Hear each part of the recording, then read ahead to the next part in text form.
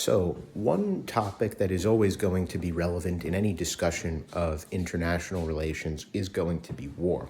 So, what exactly is war? Historically, war has been described as a conflict between two states. This is a definition that has changed in recent years with conflicts such as the so-called war on terror, which is something of a clash between ideologies rather than two states. What exactly causes war? So war can be caused by a number of things. War can be disputes over ideologies such as religion or other worldviews, such as political worldviews as well. It can be clashes over land or territory if countries want to expand and claim territory that is rightfully theirs.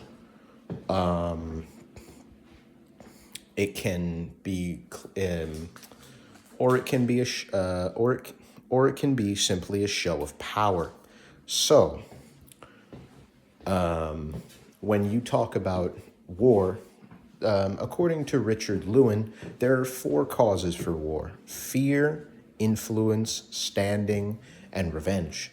And you can look at most of these, you can look at pretty much any war here and essentially see these as you can look at pretty much any war in history and view them through this lens. John Stussinger had a different opinion. He said that wars are started because of missing information.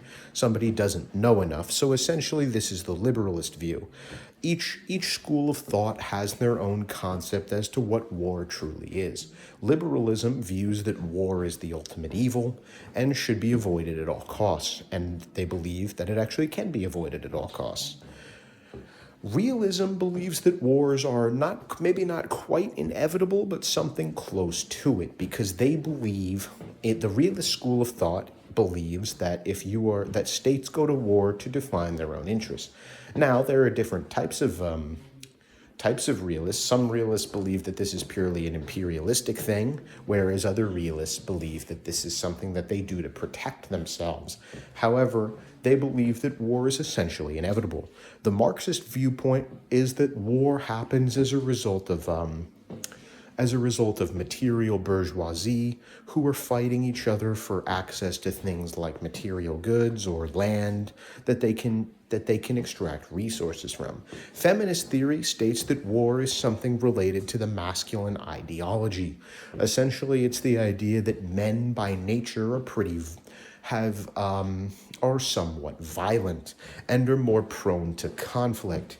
Historically, men have been rulers of countries pretty much throughout history, and today that is still the case, where the majority of countries, including all the most powerful countries in the world, are led by men. So it's essentially the idea that when countries are led by men, they are going to be led by masculine ideals, and these ideals include war. Another cause of war is a desire to get more resources. This can be seen, some would argue this is the cause of the current conflict in the Congo at the moment. The Congo is a resource wealthy nation, and there's a number of different players that want these resources. There are other forms of war as well, such as proxy war. A proxy war is essentially wars that are fought in different areas. However, these wars have superpowers backing one side or the other because they want a specific outcome that is of benefit to them. In today's global world, every conflict is more complicated than it seems. There is no war that is truly just this side versus that side. Numerous countries are always going to have an interest in it. Another common discussion when it comes to war is the idea of just war. Just war is something that the liberal school of thought rejects. The liberal school of thought believes the idea that War is something that can not only can be avoided, but absolutely should be avoided at all costs. And as such, there is no such thing as a just war. Others would argue there is indeed an example of it. There is such a thing as a just war.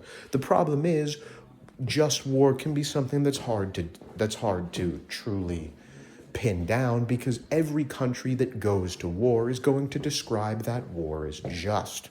The United States described the Iraq War as just. They described the war in Vietnam as just. Russia described the Ukrainian war as just. These are wars, and you will not find a war that is not described as just by those who engage in it. As such, it can be a little difficult. One war that is commonly pointed to as an example of a so-called just war is the Gulf War, when Kuwait was invaded by neighboring Iraq. This was seen as protection and standing up for the little guy, which is why it was considered just in the first place. There are a handful of other instances.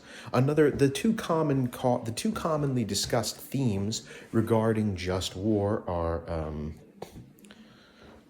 jus ad causam and jus ad belli, or jus in bello. So jus ad causam is just cause. It's what was discussed earlier. Is there a legitimate reason for waging this war? And again, this is something that can be tricky to discuss because when you have the leaders of the war, they will always say the war is just. Regarding the current war in Ukraine, for example, according to Russia, they are doing it to prevent genocide of the native Russian speakers in those territories of Ukraine. So it's hard to truly parse through what is actually a legitimate justification versus what is just called the justification. Jus in bello refers to behaving in a way that is actually just during the war. So, for example, during World War II, the Nazis did not behave in bello. They did not behave in a way you would expect them to behave. But war is a very, very complicated topic, and it is one of the major aspects of international relations and will likely continue to be for the future. The liberal school of thought is hopeful that wars can stop, and wars after World War II did slow dramatically, but we've lately seen an uptick with the recent